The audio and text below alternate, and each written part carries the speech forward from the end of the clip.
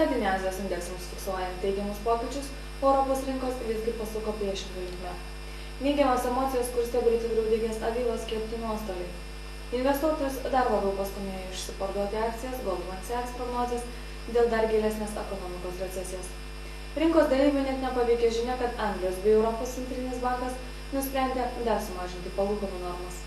Pabaltijos akcijų indeksai pradžioje kiek kilę galiausiai smuko. Tam įtakos turėjo ir vietinių investuotojų vangumas ir kritusios Europos akcijų rinkos. Vilniaus vertybinių popierių biržos indeksas fiksavo menko 0,01% neigiamą pokytį. Jau kelintą prekybos sesiją iš eilės rinkos dalyviai susitelkė ties saugiausią poziciją TLT, kurios akcijų perleista už daugiau kaip 500 000 litų, o kaina krito vos 1 centu.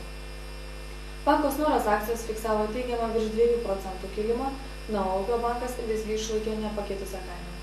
Ir toliau investuotojų susidomėjimo netrūko Lifosos pozicijoje, kurios akcijos pateko į aktyviausiai prekiautą trejetuką.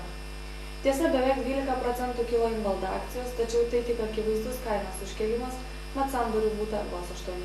Bendra biržos apyvarta viršijo 1 milijoną litų.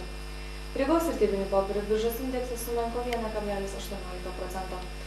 Apyvarta kaip įprastai buvo itin menka 5000 latų, o pigus ir brangusių akcijų būta po lygiai. Talino vertybinių popierių biržos indeksas garmėjo žemyn beveik 2%. Didžiausią kritimą rodė nekilnojamo turto bendrovės Arkovar akcijos kritusios virš 18%, nors didžiąją dalį bendros apyvartos galima buvo priskirti kompanijos Tailing Group akcijoms. Bendras kilusių ir kritusių pozicijų santykis buvo 0:10. Šiandien naujienų tiek, viso geriausio.